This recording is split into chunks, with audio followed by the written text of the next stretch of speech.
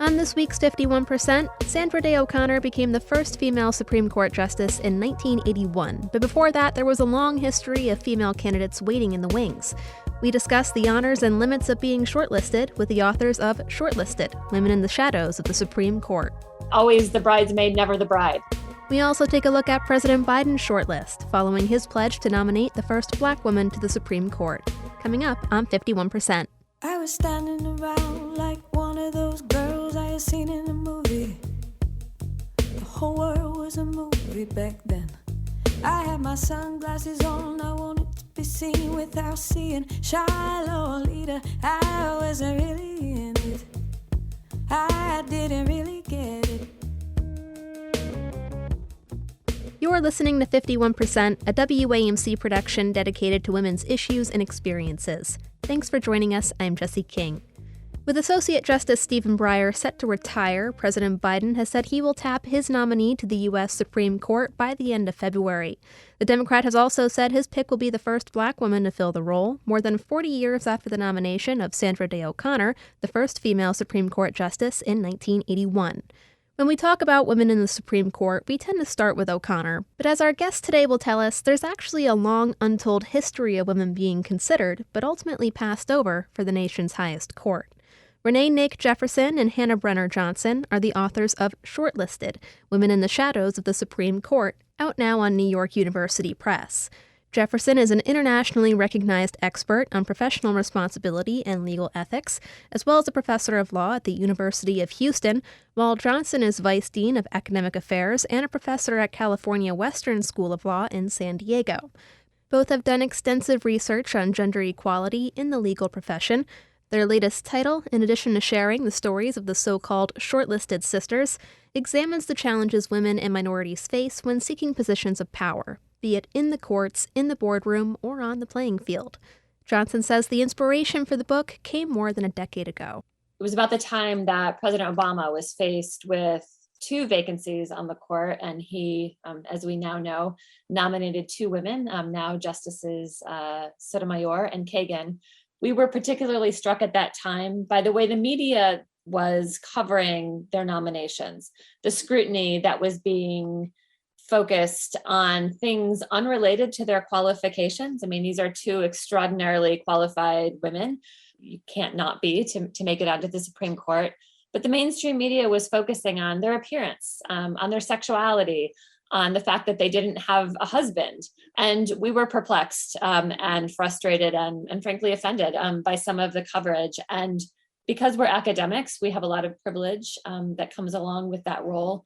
And so we set about the business of studying the way that the media portrays nominees to the US Supreme Court through a gendered lens. And it was in the midst of that research study, during which we and a team of research assistants read about 4,000 articles that covered Supreme Court nominations, that we found an article that really struck our attention, and we flagged it.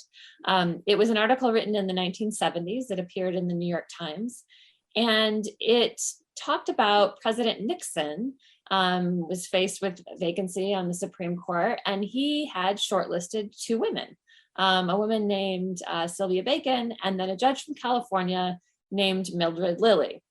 Now, the article was, it reminded us of what we were observing in 2009 and 2010 in terms of the coverage. The article noted that Judge Lillie looked great in a bathing suit, and that it was fortunate that she had no children. Now, we were stunned and shocked, of course, by that sexism in the coverage. But even more importantly, and more relevant to your question, we realized we had never heard of this Judge Lillie. We didn't know that Nixon had, in fact, placed 2 women on a short list for the Supreme Court in the 1970s. And so this article and our discovery of this fact really led us to ask the research question that informed the entire book, and that is, what other women may have also been shortlisted?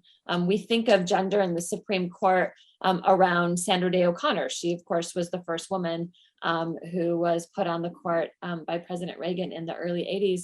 But we wondered if there was another thread that ran through this storyline, and in fact, learned that there were 9 women who were shortlisted up until the point at which Sandra Day O'Connor became the first.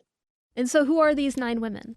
Okay, so you've got to go back to the 1930s and start with Florence Allen. She was shortlisted by FDR. And actually, we have seen the memo in his archives from 1937. This is the year that he was considering adding more justices to the Supreme Court because he was unhappy with the court continuing to strike down his New Deal legislation. Ultimately, that did not happen, and she remained on that short list, although he did make her the first female federal court of appeals judge on the Sixth Circuit. And prior to that, she was a judge on the Ohio Supreme Court. Then LBJ was next. He shortlisted Sylvia Bacon. She was the first female law professor at Harvard Law School and the first female professor at the University of Chicago Law School. Then you have the 2 women we've already talked about, or that Hannah already mentioned, Sylvia Bacon, a judge in Washington, D.C., and Mildred Lillie, a judge from California, both who found themselves on Nixon's shortlist. Then President Ford shortlists his Secretary of Housing and Urban Development, Carla Hills. Well, and he also considers Cornelia Kennedy, a judge on the Sixth Circuit. And then we jump forward to President Reagan's shortlist. In his shortlist for the Supreme Court, of course, he had campaigned on the promise to put a woman on the court. And so his shortlist included several women, including Judge Kennedy from the Sixth Circuit Court of Appeals, and Sandra Day O'Connor, of course, and Joan Dempsey Klein, who was a judge from California, and Amalia Kearse, who is the only African-American female to have been shortlisted up to O'Connor. She was on the Second Circuit Court of Appeals at the time. And I think that history has particular relevance right now as we are on the cusp of having finally, 40 years later, our first Black female Supreme Court justice. And then who did I forget, Hannah? There was one more. Susie Sharp. Oh yeah, how could I forget Susie Sharp? And Susie Sharp, who was the first female justice on the North Carolina Supreme Court, the first female Chief Justice elected to any state Supreme Court. And I don't know how I could possibly have forgotten her, because of all the women, her archives were definitely the most fun. They were filled not just with all of her opinions and drafts and the things she did as a judge, but all kinds of juicy details from her makeup routine and her exercise routine, recipe ideas. I'm not sure how I forgot her, but those are your 9. So we didn't mean for it to be enough to seat a full Supreme Court, but as it turns out, it could have. We could have had 9 female justices already on the Supreme Court. Is there anything that you think would be, I guess, different today if any of these women had been selected? I mean, it's a really interesting thought experiment to contemplate Florence Allen being appointed to the court by President Hoover or FDR, and what that would have meant, not just to the opinions that came out of the Supreme Court, over time, but also how that would have opened doors for subsequent appointments, and not just subsequent appointments on the Supreme Court, but just to positions of leadership and power generally. We know that there's a great power in seeing representations of people who look like us in those very, very powerful positions. We talk in the book about Madeleine Albright, who was asked at one point if she ever contemplated being Secretary of State. And she said, well, that thought had never really, crossed my mind because I never saw somebody in that role wearing a skirt. And, for many of us, myself included, walking through the hallways of my law school, the portraits of the professors who were there for ages, were all white men. I didn't see very many representations of people who looked like me. Of course, I made it into the doors of the law school. But I think that if somebody like Allen or one of the early women had been elevated to the Supreme Court, I think it would have expedited our path forward and perhaps gotten us a bit closer to issues of equity and equality in a bit more expedient fashion. And if I could just add to that, it isn't just about seeing women in these roles, although to be sure, that's really important, but it's also just having the workplace ready for them. One of the things that we were horrified and maybe a little amused, but mostly horrified to discover is that these women in our study in some ways couldn't be more different, but they had some common experiences. For example, When they got to courts, there were no bathrooms for them. So they had to either borrow a male colleague's bathroom. And in fact, with Florence Allen going to the Sixth Circuit, they had to get federal funding to have appropriate facilities for her. The women were routinely told by employers, we'd love to hire you, but we don't have facilities for women here. And if women had been more present on the Supreme Court earlier on, not only would we have been inspired to see ourselves in them, but frankly, the workplaces, public life would have been open to women more quickly. I think that's a good point. It makes me think, are there areas where you still see room for improvement today? I think that the analogy of the physical spaces not being appropriate or amenable to women, we can extrapolate from that a little bit and think about the structure of the workplace, not just in terms of locations of bathrooms, but what a workday looks like and where one has to do their work. And especially in COVID, everyone has been thinking about work-life balance and issues, for example, of childcare. And that was definitely another theme we saw. So some of the women in our study never had children, others did. But one theme that was common from all of them was the lack of childcare support and very difficult decisions they had to make in their professional lives. I think that those are decisions that women grapple with still today and fall, to be sure, on all caregivers, but because women are disproportionately more likely to be the caregivers, they're more impacted. Well, and that reminds me of one of the structural changes that one of the women in our study made, Sylvia Bacon, who Renee mentioned a few moments ago. She was one of the first female law professors in the country. She taught at Harvard. She was at the University of Chicago. She was the first permanent female dean at the University of Miami. And she was also the first female president of the AALS, the American Association of Law Schools, which is a national affinity organization for law professors, an organization that is still very much alive and thriving today. And when Menshikoff was the president of AALS, she noticed that there were few female law professors who would attend the annual meeting, which was scheduled at that time in between the Christmas and the New Year holiday. And for women who were juggling life as a mother, as a spouse, as a professional, it was really difficult for them to get away to this important meeting. So she moved the date of the meeting. She made it after the holidays, which seems like a really simple thing. But in fact, once she did that, women law professors were able to attend. Perhaps it's not readily apparent to your listeners the importance of attendance at a meeting like this. It's a place where scholars come together and share their research. It's where connections are built. It's where relationships develop that might lead to other professional opportunities, new jobs, speaking opportunities. Even awards. Renee and I ourselves were beneficiaries of Menshikoff's work to change that meeting date. We routinely attend this meeting. Our paper that came out of our media study that I referenced earlier was the recipient of an award at that very conference. And so, sometimes the structural changes don't require massive efforts to make them, but the impact can be quite significant. You also talk in the book about the use of shortlists in general, and at times the limits or even harms of shortlists. Can you tell me a little more about that?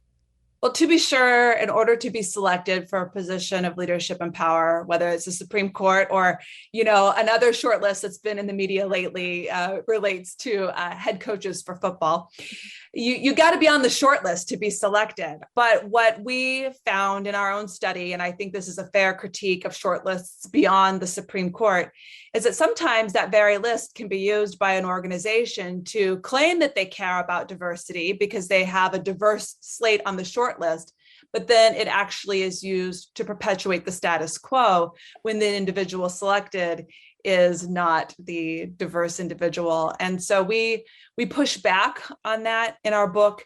We show how the use of shortlists perhaps kept women off the Supreme Court longer than it should.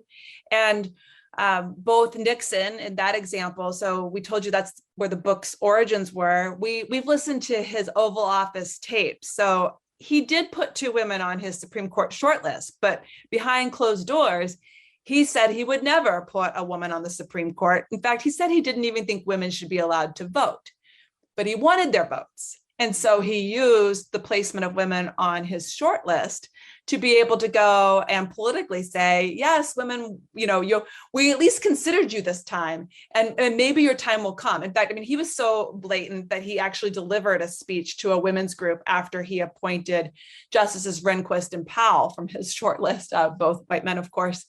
And we've seen that same kind of dynamic play out. So we are mindful that you've got to be on the short list to be selected, but our book focuses on ways that sometimes that effort for reform can actually undermine the very objective it's meant to achieve.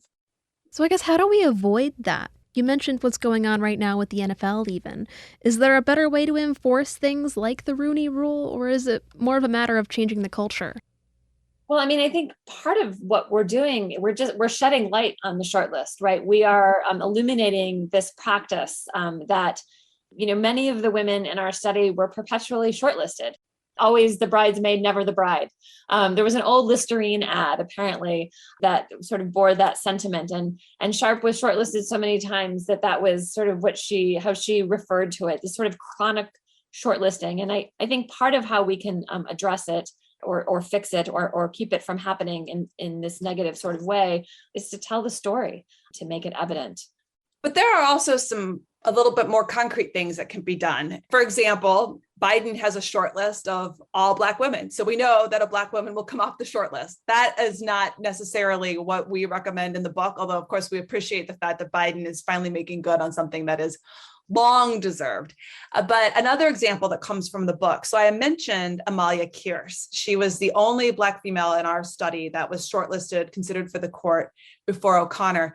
She would go on to not only appear on another shortlist of Reagan. Reagan had multiple vacancies and could have given us more than one woman on the court, but he checked that box and was ready to move on. She was later considered for the court by George H.W. Bush and also by Bill Clinton for the very seat that Justice Breyer now holds. So it's sort of interesting, in his retirement, it will finally go to a Black woman. But to your question, how did she end up on the short list at all? And how did she end up on the Second Circuit Federal Court of Appeals? This is a concrete example of the kind of reform that we are interested in, and it's structural reform in the decision-making process. When President Carter took office, he decided to change the way federal judges were appointed to the court. And of course, he never had a vacancy on the US Supreme Court. He would have given us our first female justice, I'm sure. But he transformed the lower federal courts. He put more women on lower federal courts than all presidents before him. And the way he did it was by taking that decision process out of the sort of behind the scenes, who do you know? And he actually created a commission through executive order. It had 16 different panels or groups across the country. And the panels were diverse in makeup, women, men, minorities. They were tasked with interviewing and vetting candidates for the federal judiciary who were also diverse, women, men, minorities. And so a structural reform like that is another example of how a shortlist can go from being really just sort of lip service to diversity and actually having meaningful real change. Let's talk about President Biden's shortlist then. Who are some of the women that Biden has on his shortlist, and what does this mean for the court? I'll take the second part of that question first, and then Hannah may have some thoughts as well. I think what this means for the U.S. Supreme Court, we aren't going to see a major ideological shift. It's still going to remain sort of 6-3 with this conservative majority. But it is absolutely transformational in terms of the court's history and its legacy. It will increase the institutional legitimacy of the Supreme Court as it moves ever closer to reflecting the public that it serves. For the first time ever, we will have 2 Black justices. We will have 4 female justices. And to the point Hannah was making earlier about it matters who we see holding these roles. Young girls, young Black girls across the country are going to be inspired to become lawyers, to become judges, and to reach for the highest pinnacle and whatever career goal they might possibly have. Now, as for the names that we're seeing, I could start with the most obvious, then Hannah might want to jump in with some names as well. But the one that I think everyone is speculating is most likely is Ketanji Brown Jackson. And that's because she was confirmed by this very same Senate just a year ago for the seat she currently holds on the DC Circuit Court of Appeals. Prior to that, she was a federal judge in a district court. She's also served as a federal public defender. And I think this is kind of a nice piece for Breyer's legacy. She clerked for Justice Breyer. And so he would be retiring from a seat that he would be giving to one of his former clerks. I think she's probably the most likely pick. She also received bipartisan support when she was confirmed by the Senate. So in a world where everything seems like the parties can never agree, to be able to say that, I think also probably has her very close to the top of the list. Yeah, I don't disagree with Renee's analysis. And I think it's worth highlighting that today the process is so incredibly partisan. We've talked about Amalia Kearse, who was one of the shortlisted women that we write about in the book. She was shortlisted by presidents across partisan lines. We don't see that today. It would be unthinkable, really, to think about our former president and President Biden actually nominating or shortlisting even some of the same women. Other judges, of course, are on the list. But I would be remiss if I didn't mention Melissa Murray, who is a law professor at NYU, and importantly wrote the foreword to the paperback edition of Shortlisted that is coming out next week. So we feel really, really lucky to have her writing start the new edition of the book. But the list is long. It is filled with incredibly qualified women. It's going to be a difficult pick for sure. It will, of course, include political calculations, as all shortlisted and nominees have in the past. But I guess we will know by the end of this month is what Biden tells us. Well, as you prepare for your paperback edition to come out, what's the biggest thing you hope readers take away from your book? There's a couple things. On the one hand, the book is an untold history. So I want readers to know that the history is so much more than, not to take away from Sandra Day O'Connor being the first female justice on the Supreme Court, but the history is so much more rich. And history tells us a lot about what's happening now, and it helps put into context just how long overdue the placement of a Black female justice is on the court. But the other thing I hope readers take away is that we can learn a lot from the lives of these women that apply to everyone as they're trying to navigate their own career trajectory, their own balance of personal and public and family life, professional life. And so it's very much a book about the history of the Supreme Court that's been untold, but it's also very much a book about these women and their incredible lives. And I won't speak for Hannah on this, but I will say, learning from these women, they felt like real mentors to me and helped me navigate my own professional pursuits. And so I hope they do the same for readers. Renee Jefferson and Hannah Brenner Johnson are the authors of Shortlisted, Women in the Shadows of the Supreme Court. You can find it now at all major booksellers. It'll be out in paperback with a new foreword from Melissa Murray next month. For more, check out shortlistedbook.com. Thank you both so much for taking the time to speak with me. It was a pleasure to meet you, and thanks so much for having us on.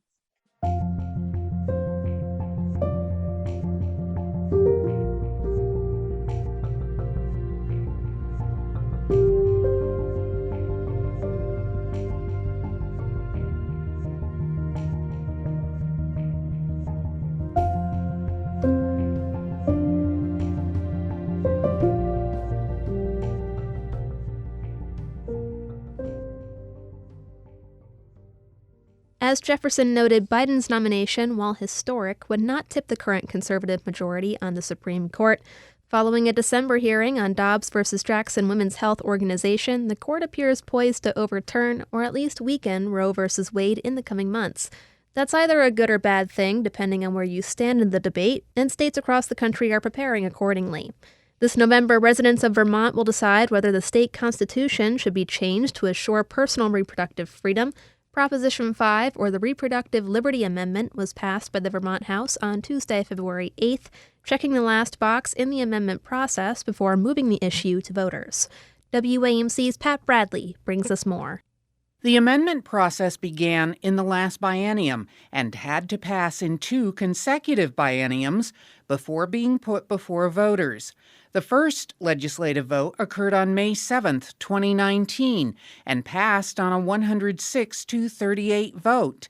The Vermont House voted by a similar margin Tuesday, sending the amendment to the voters. House members could not change or amend the proposal. Human Services Committee Chair Ann Pugh, a Democrat from South Burlington, provided a review of Proposition 5 and why it was introduced. We can no longer rely on federal courts to uphold the protection for fundamental reproductive rights based on the federal Constitution. With this reproductive amendment, we have the opportunity to enshrine these rights in the Vermont Constitution. The proposal for Article 22 of the Constitution is one sentence: that an individual's right to personal reproductive autonomy is central to the liberty and dignity to determine one's own life course and shall not be denied or infringed unless justified by a compelling state interest achieved by the least restrictive means. There was passionate debate on both sides. Jericho Democrat George Till, a physician, said there is a lot of misinformation and misunderstanding regarding the amendment. It changes nothing for women seeking a termination in Vermont. It changes nothing for medical personnel involved, nor the medical personnel who wish not to be involved in terminations. Madam Speaker, abortion restrictions are political tools designed to make abortion harder to access. They are not designed to increase safety nor to improve the medical standards of care. The results of legislatures restricting access to reproductive rights is an overall increase in maternal mortality. That is why we need this constitutional amendment. Northfield Republican Ann Donahue said individuals already control their reproductive choices before conception. Although abortion is never directly referenced in the language, we know that in current legislative intent, it's the core impetus for this proposal. When a wanted pregnancy ends in a miscarriage, we say she lost her baby. No one says she lost her embryo or her fetus, because it was wanted, and that defines its humanity as a baby. Individuals inherently do control their reproductive decisions, but once that biological reproduction has already occurred, because conception has occurred, that choice has been made. You can watch the House debate on Proposition 5 at WAMC.org. The amendment would be the first of its kind in the nation. I'm Pat Bradley, WAMC News. You've been listening to 51%. 51% is a national production of WAMC Northeast Public Radio. It's produced by me, Jesse King. Our executive producer is Dr. Alan Chartock, and our theme is Lolita by the Albany-based artist Girl Blue. A big thanks to Renee Jefferson, Hannah Brenner-Johnson, and Pat Bradley for contributing to this week's episode. To learn more about our guests or just the show in general, check us out at WAMCpodcasts.org. You can also find us on Twitter and Instagram at 51% Radio. Let us know how we're doing or if you have a story you'd like to share as well. Until next week, I'm Jesse King for 51%. I was every single girl, I was nobody else, I was so sure of myself. I was 15 and a half, he was a hollow laugh. And I lost my cool somewhere along the way. At night down the hallway, I had to learn how to look away. I lost my cool, no electricity, hot rain on the concrete, sweet